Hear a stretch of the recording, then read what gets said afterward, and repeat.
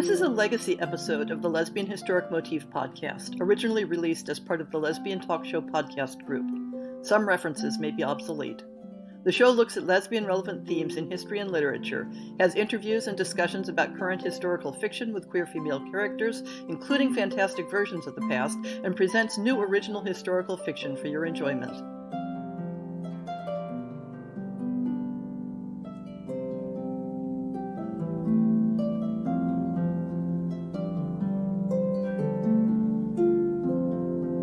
What does representation mean when we're looking deep into history?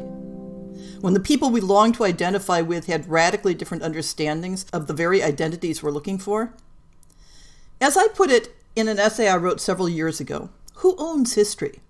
Who gets to claim specific historic figures for their team when the scanty evidence can validly be interpreted in more than one way? And how are those questions magnified when we're talking about mythic or fictional creations in the first place, for whom the entire concept of historic truth is of questionable usefulness? This month's podcast theme on representations of the sexuality of the goddess Artemis, or Diana, is intended to poke at those questions and discuss why they can be so thorny, and why we can find ourselves asking the wrong questions in the first place. After considering the question of Artemis Diana in particular, I'm going to talk about why the creation of an artificial scarcity of representation bothers me more generally, and how I struggle to avoid contributing to it. Both the Greek goddess Artemis and the Roman Diana have complex histories and attributes. The many versions of them share themes without having overall consistency. Artemis was a goddess of hunting, of wild beasts, and of wilderness in general. Her key attributes included virginity or chastity, expressed as a desire not to marry, and more generally, to resist being treated as an object of desire by men. In many stories, she is attended by a group of women who are similarly pledged to remain unmarried, and who are cast out of the group if they stray. Some related this attribute to a desire for autonomy from men, and a degree of power that was not available to married women in Greek society, not even goddesses. To be in a relationship to a man put him in a position of power over her, and, as with Athena, this wasn't compatible with the flavor of divinity that Artemis represented. Some later Greek writers represented Artemis's rejection of relations with men as a rejection of sexuality in general, and placed her in opposition to the goddess of love, Aphrodite. But Artemis was not a simple one-note divinity. Her devotion to chastity made her a natural as a protector of young girls. But she was also one of several goddesses overseeing childbirth and midwifery, an attribute connected with the story that she was born before her twin, Apollo, and was midwife for her mother at her brother's birth. Even as she protected women in childbirth, she was also blamed for specifically female causes of death. She had some attributes of a goddess of the moon and the underworld, mirroring Apollo's association with the sun. Artemis has some attributes that seem borrowed from mother goddess traditions, though she was not represented as a mother goddess directly. There are a wide variety of more local traditions and interpretations of Artemis that may reflect what were originally independent local deities with similar attributes, or where myths about an unrelated figure were transferred to her. This type of conflation of independent traditions into a unified figure, often with attempts to smooth out the inconsistencies, is called syncretism, and is a key factor to keep in mind. Artemis doesn't have a consistent, coherent story, in part because she did not evolve from a single source. This syncretism also accounts for the many and conflicting variants in some of the key myths associated with her. The story of Orion is one of those inconsistencies. The basic story is that Orion was a great hunter who became a companion of Artemis through that shared interest. Things go wrong, though there are several versions of what, why, and how, and Orion is killed. Maybe accidentally by Artemis. Maybe she's tricked into it. Maybe he was stung to death by a scorpion. Maybe the Earth goddess takes him out because he swears he's going to hunt every animal on Earth to extinction. Maybe Apollo is responsible because he's afraid Orion will win Artemis's heart and hand. There are a lot of different variants, and they speak differently to the motif that Orion was the one man that Artemis was attracted to. None of the stories have her actually succumbing to his charms, but she does put him in the sky as a constellation, so she liked him enough for that. Sometimes the legend of Orion doesn't involve Artemis at all. The point being that there isn't one single story, no true version that trumps the others. This is a feature of classical mythology in general.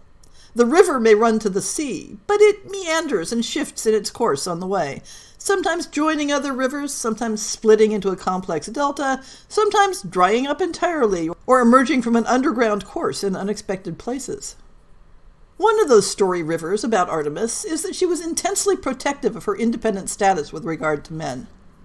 There are any number of tales of Artemis taking revenge on men, or gods, for offenses ranging from trying to rape her, to accidentally viewing her bathing naked, to simply challenging her status as the best hunter around. The most famous of those is the tale of Actaeon, who sees her bathing, in some versions accidentally, in some deliberately, at which Artemis turns him into a stag and he is hunted to death by his own hounds. The story of Callisto, for which see a previous podcast, emphasizes the requirement Artemis had that her followers also remain chaste with regard to men.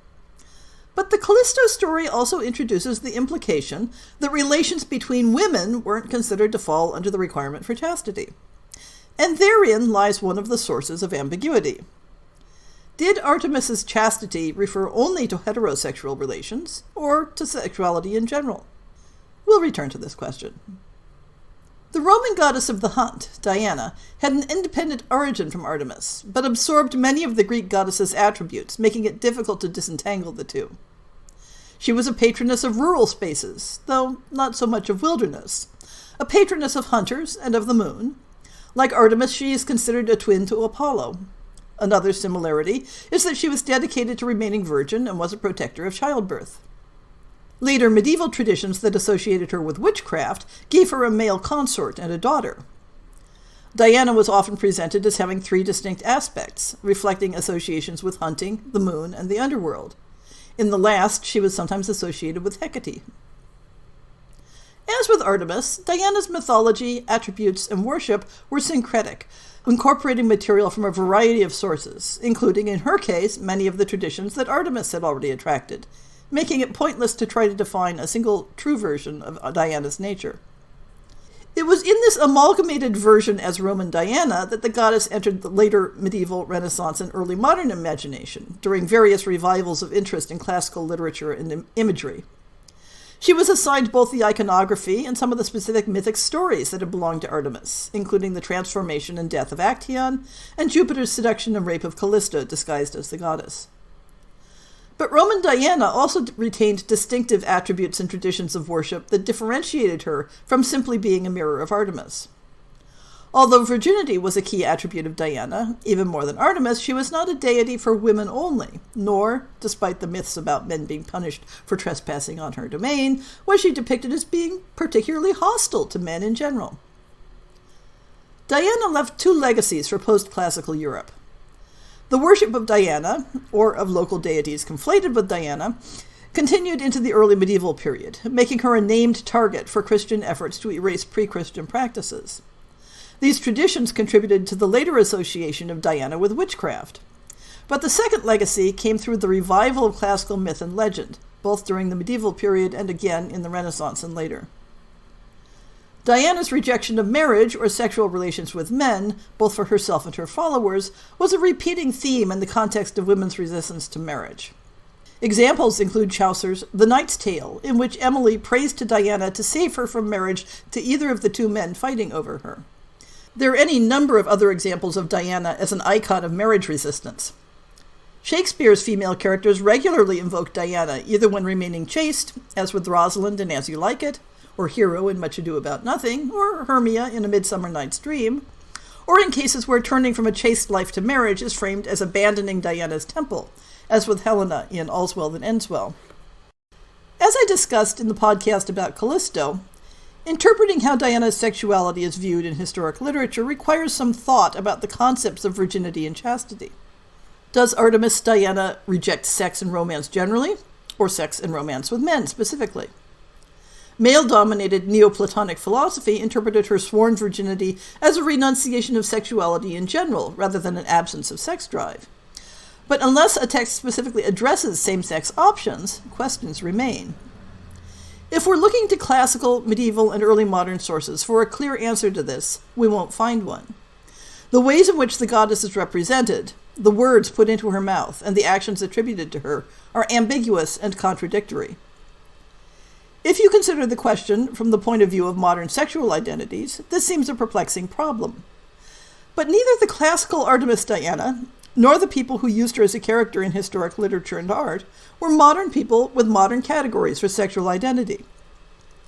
Just as it makes little sense to think about classical Greek and Roman ideas about male same-sex relations in terms of modern concepts of homosexuality, it makes little sense to think about historic references to virginity or chastity in terms that treat all gender pairings as equivalent. Within the context of classical mythology, or indeed much of pre-modern literature, a virgin was a woman who had not had sex with a man. That was it. Men were the only sexual partner who counted for the definition. Male-female pairings were the norm against which everything else was evaluated. Everything else was, to use a modern concept, queer. And people didn't necessarily distinguish the specific ways in which it was queer. This, by the way, is my answer to people who question whether aromantic or asexual people are queer by definition. Queerness is divergence from the expected societal norm. For as long as our societal norm defaults to expecting everyone to be alloromantic and allosexual, then diverging from that state to any degree makes you just as queer as diverging from the expectation of heterosexuality, or the expectation of being cisgendered, or the expectation of being monosexual.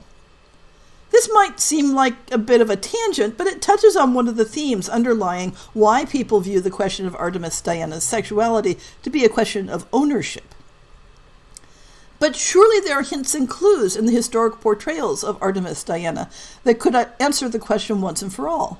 Just as we can identify hints and clues in the lives of historic people that enable us to identify people as homosexual, or as transgender, or as other identities that weren't clearly defined back then.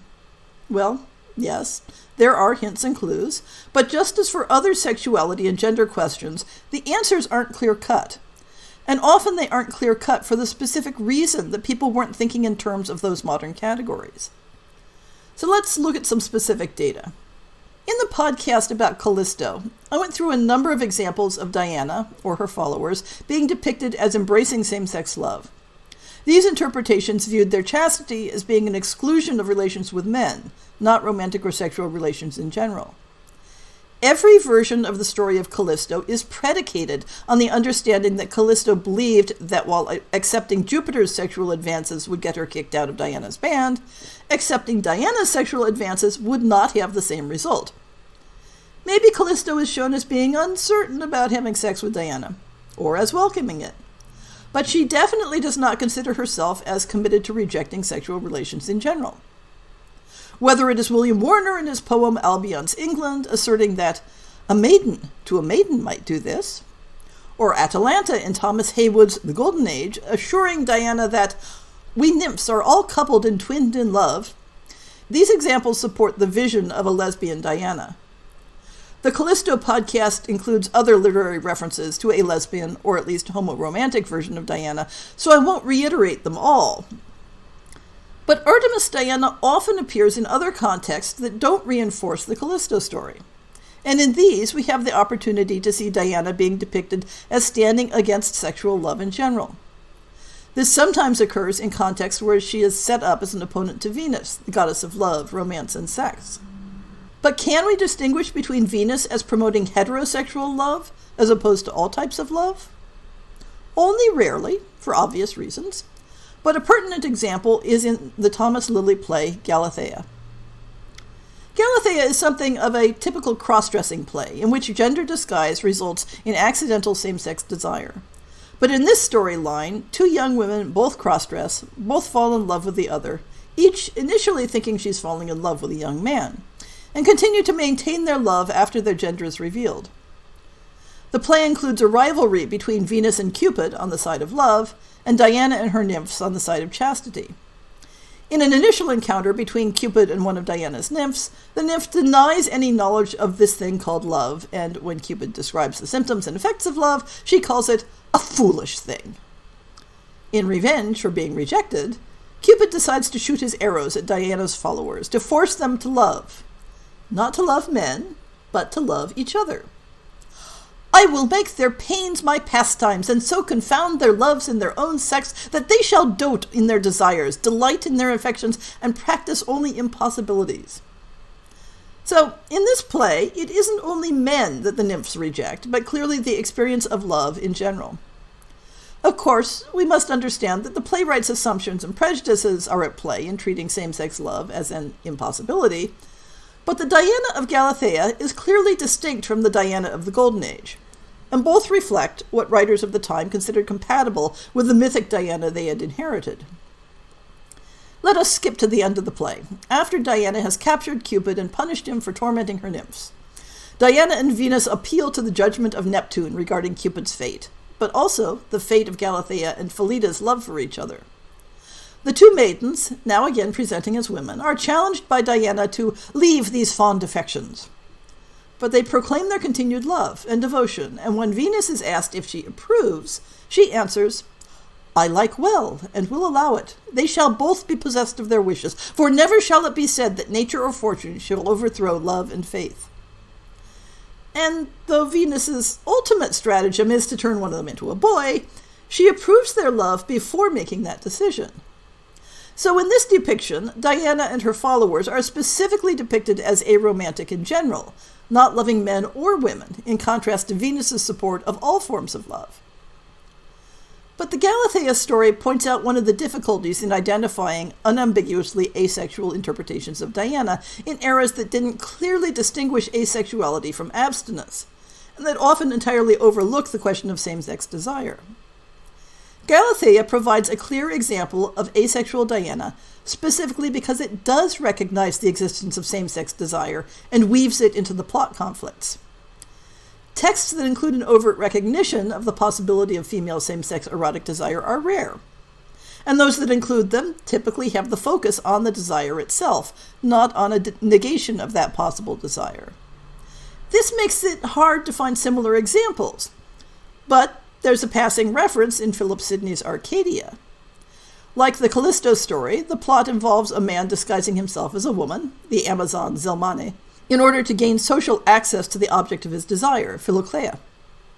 Philoclea, completely ignorant of Zelmane's true gender, gradually realizes that she has fallen in love with someone she believes to be another woman.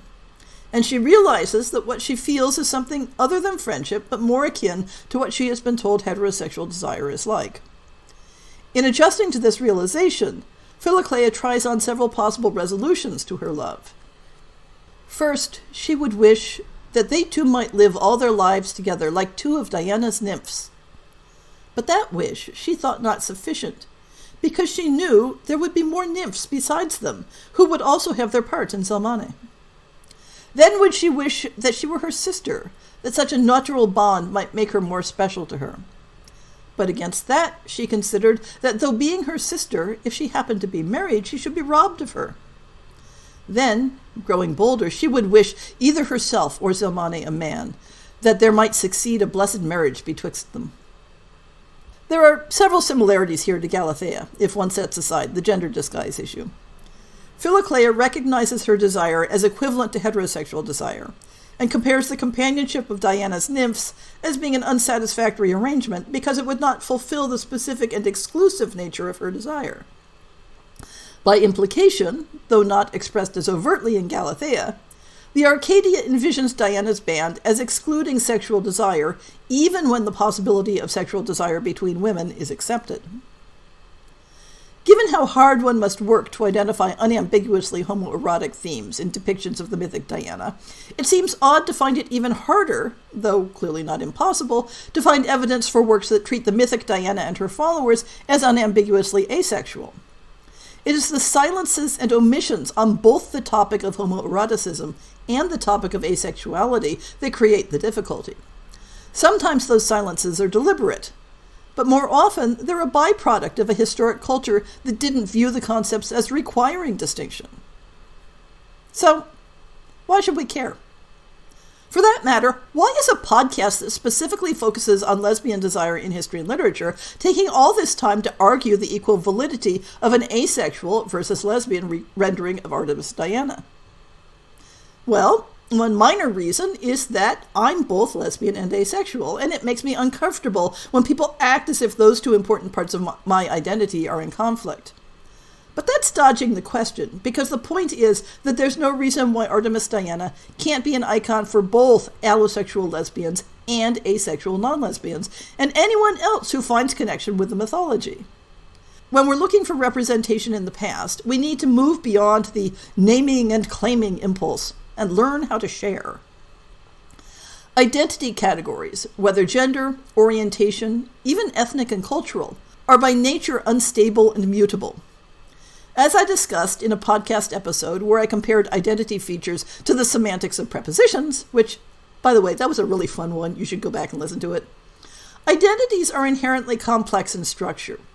The features that make up a specific named identity come together in a particular social and historic context and may not make sense to people in a different context.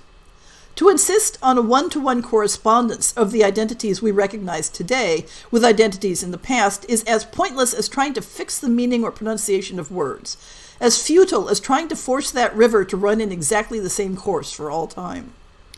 I regularly point out that gender and sexuality categories that were accepted and embraced when I was a teenager are vastly different from the ones current today. How much more so the identities of hundreds or thousands of years ago? Yes, there are commonalities. There are touch points. There are thematic similarities. But there are not exact equations. And to try to force that one-to-one correspondence erases as many aspects of the past as it affirms. Furthermore, it treats the relationship of contemporary people to history as a fixed and limited resource. It acts as if one person's identification with a historic figure erases all other possibilities and steals the possibility of identification from other people. And here's the thing. Nobody should want that, because everybody has something to lose. Whether it's the question of whether we're allowed to claim a historic woman as a lesbian if she was in a marriage to a man, or whether the question is trying to divvy up every single historic person into a bin labeled heterosexual, homosexual, or bisexual, or whether we're arguing over where to draw the line in past centuries between butch women and trans men, we all lose if we stake out the position that there can be only one right answer in every case. The point may be especially clear in the case of Artemis Diana, simply because the question of historic truth is moot. But the argument holds much more widely. We can either create an artificial scarcity by demanding exclusive ownership of historic icons, or we can recognize the fuzzy, overlapping, shifting ambiguity of identity categories and agree to share. And when we share, we all get more representation.